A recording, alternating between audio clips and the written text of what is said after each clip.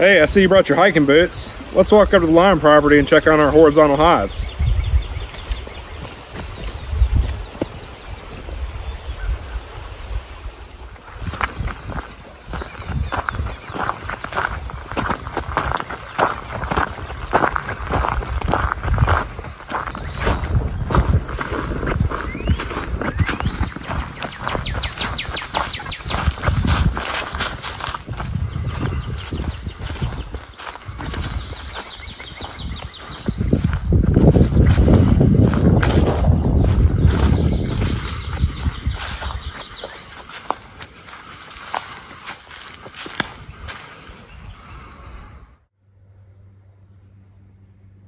Now, this is the old lion building, and the lions haven't stayed in this building in a long time.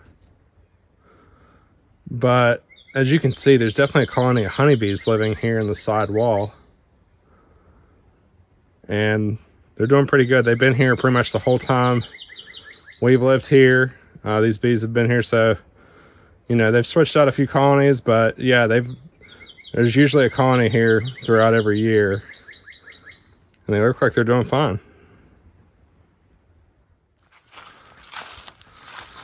I'll tell you what, when you almost get to the top of the ridge, you're definitely worn out.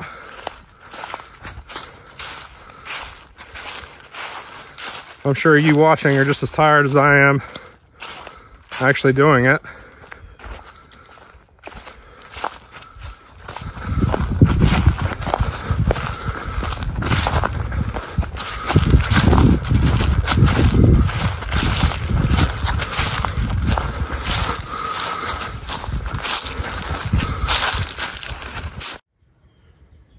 So this is the lion hive. We've had this colony for years. It's just been a real long time. They've been doing great. Haven't really had any issues with this hive. You know, we didn't extract honey from them last year because we kind of got too busy to come up here and mess with a bunch of frames, because, you know, it's a long hike to get up here. So sometimes we kind of put it aside. We're not going to do that this year, though. But yeah, they're doing fine. They've been here for quite a while, so yeah, this colony's doing just fine.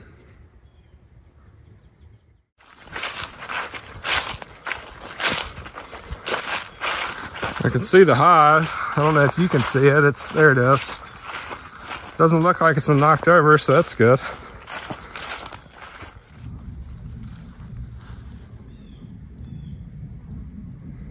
So this is our ridgetop hive at the very tip top of the lion property. This is about as secluded as you can get. They really have the least amount of interaction between people. You know, we just kind of leave them be, literally. And they do just fine. We've had this swarm for, well, there was one colony here that moved out, and then another swarm moved in. It was either last year or the year before that. But they moved in, and they've been living here ever since. And I just love the look of this hive. I mean, it's beautiful. Really good craftsmanship, if I do say so myself. But yeah, beautiful laying hive.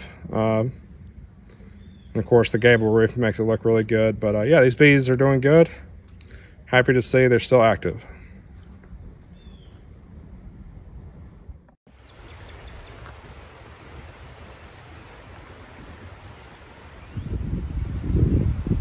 Good afternoon, beekeepers and bee enthusiasts. How you doing? It's another great day at the farm, and we are hanging out. We just got done with that hike up the lion property.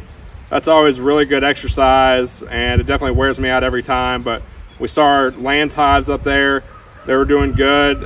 Really liked how the bees looked. And yeah, they've really done good just being away from people for the most part, and they've been able to do a lot on their own. So it was really good seeing them. And you know, that brings us to our topic, and today we'll be talking about the benefits of the horizontal hive, and specifically the Lands hive.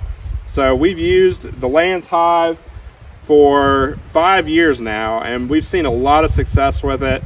And we wanted to just get you another video where we dive deep into the pros and cons and everything, and what we really enjoy about it, what we've learned. And it's gonna be a great video. We know you'll learn a few things. So without further ado, let's break right into it. So what is a horizontal hive? You know, what does that mean exactly?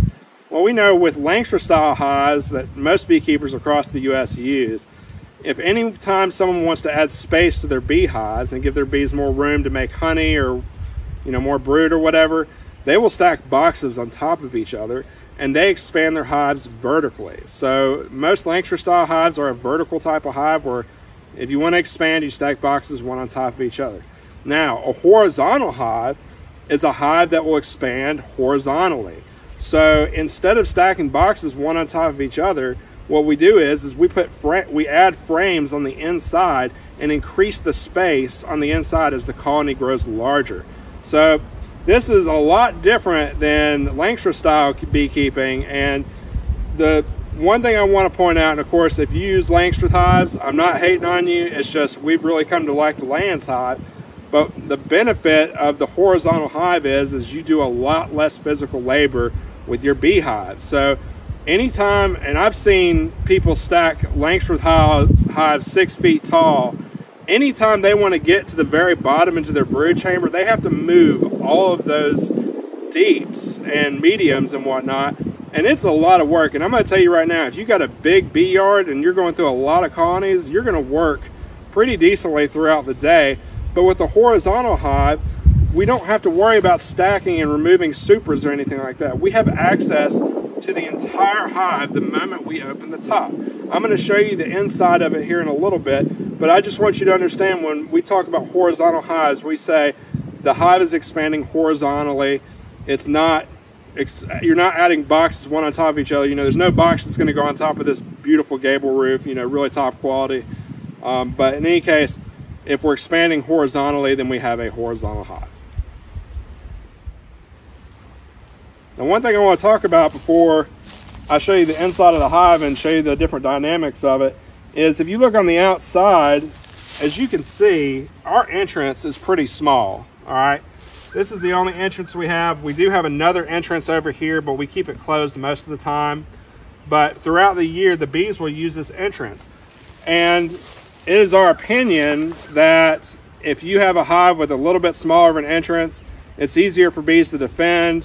You know, and when bees stay in trees and whatnot, they don't generally have huge entrances. But I will say a larger entrance would probably be more beneficial for a hive that was really big. But for our colonies, they don't get too enormous inside these 14 frame Lands hives. They stay a decent size, and so that entrance is just right for us. If they do get really big, we'll pull this little plastic baggie out here and let them use the other entrance. But that's pretty much on most of our Lands hives is they have small entrances. They're not too big, and that's just the way we keep them. All right, so let's take a look inside this Lands hive. This is my little classroom Lands hive that I'm actually baiting to catch a swarm this year. Move the latch. Now I want you to assume there's a bee colony where these frames are. There's not, but let's just assume there's a bee colony here. Now, again, as I talked about for horizontal hives versus vertical hives, is in a horizontal hive, we have access to all our frames right from the start. All we had to do was move up the top hatch, and then basically we're set. We got all our frames right here. We can start looking at frames, start looking at bees. And this is a lot different than a vertical hive where you have multiple boxes stacked on top of one another. You have to move all of those boxes to get to the bottom tier if that's what you want to look at. And it's a lot of work. It can be heavy for sure. But in any case, with a horizontal hive, you know, right when we open the top, we have access to all of our frames. So it's a lot easier. You know, this is our divider board here. And just so you know, in the wintertime, we would keep the bees on these frames. We'd have our divider board here. And then in this empty space, we would fill with straw. So we'd give them insulation. But then when the spring comes, we would remove the straw. And then once the honey flows started, we would basically remove this divider board, take it out, and basically add frames so that they could start building honey on them. And like I said, look, you've got access right away to any frame you want to get to. And it's a lot, I find it having a lot less work than other styles. And if we take a look at the Lands Hive, because some of you are saying, well, hey, you know, in a Langstroth deep, people stack deeps on top of each other to give their bees enough food for the winter. So how do you have enough winter on a single, how do you have enough food in the single stack of Lands Hive? Well, the Lands frame, as you can see, is a lot longer than the Langstroth frame. And they will build comb all the way down. And then this frame will contain, if they fill it up with honey, it'll have about 10 pounds of honey. And then the winter cluster will start at the bottom of the frame, and over the winter, they will slowly work their way up the frame. And basically, the single few frames that's in here, I mean, they're good to go. They don't need any excess honey than that. I mean, that's enough for them. And it's just a lot more easier for them, especially if they don't have to hop from one frame to another. You know, if they've got a single frame they can work on, it's a lot easier for the cluster. But let's talk about some other attributes on the inside. Now, take a look at the walls for a sec. Now, you can see that's 2x lumber right there. That's a layer of 2x lumber. And so all the walls are 1.5 inches thick. So we use 1.5 inches thick walls for these Lands hives because we like the insulation that they provide. And remember, insulation is not just good against your winter cold whenever it gets really cold outside. It's also good against the summer heat if it gets hot, because around here it can get 100 degrees outside. And if it gets really hot, then these walls will help keep the bees a little cooler. And then, of course, it also helps in the wintertime when it gets really cold. So we like the walls because we think they more so resemble trees that bees stay in the wild, where the walls are multiple inches thick. You know, so we like thick walls on our Lands hives, and we think it does increase their survivability. Now, another thing that's really important with your insulation is ventilation. So one thing we have always done with our Lands hives is we have a bottom ventilation hole on the bottom of the hive. This one we do not, because I actually forgot to put one in when I built this thing a few years ago. And so what I did do is, in the empty chamber, is I put these side ventilation holes. So in the wintertime, remember, we'll have a divider board here, but this empty space with the straw on the inside of it, the air can circulate and get out on the side. Because one thing, it's not the cold that'll kill your bees in the wintertime, it's actually the cold, damp water, the dampness of water that will kill them. If they have any kind of moisture or anything like that, it can definitely hurt them. And that'll kill your bees a lot faster than just the plain old cold. So you want good ventilation. You want the air to get through. If your bees don't make it and you open your hive and you look on the inside and it's very damp and moldy, then you know you have a ventilation problem and you need some more airflow if you can help it. So let me go ahead and get this divider board back in here. Like I said a little bit ago, we're gonna catch some bees in this hive. We've got 7 Lands frames, and 7 Lands frames is the equivalent of 10 frames in a Langstroth deep. So it's about the same space. It's about 10 gallons of space, which is what bee swarms like when they're looking for new homes. So we're gonna get them moved in here, and then if they get strong enough before the honey flow, then I'm gonna add some honey frames on the side so we can start getting some honey from them this year. And yeah, it's gonna be a good time. So the big things we want you to take away from horizontal hives and Lands hives too is we have found a lot less work in our Lands hives as far as expanding the hives, not having to move multiple supers. It's just a lot less work for us. But one thing I do want to mention is, you know, I can't just talk only good about the Lands hive. I have to tell you the few cons. For one, this hive is very heavy. You know, it uses that 2x lumber on all sides and this beautiful gable roof, and it's a very heavy and awkward hive. I can't just pick this up and move it over there. I usually have to have someone help me carry it over there. And you know, with the Langstroth style hive, those are more beneficial in the fact that you can just move those boxes really easy when they're empty. I mean, if you got to move a hive, you can move it one way or another. With the Lands hive, they're pretty much set where they are. You know, they're not really moving. But once you get it in place and you have it somewhere you want to keep it, then it's really not that big of a burden because there's really no need to move it. The This Lands hive was a little bit down the creek, a little bit closer to our coffee shed, but we moved it down here a little bit just to kind of get it away from people a little bit. But in any case, we think it's going to be a really good home. We love the horizontal hives, we love the way they work, and we love the Lands hives too.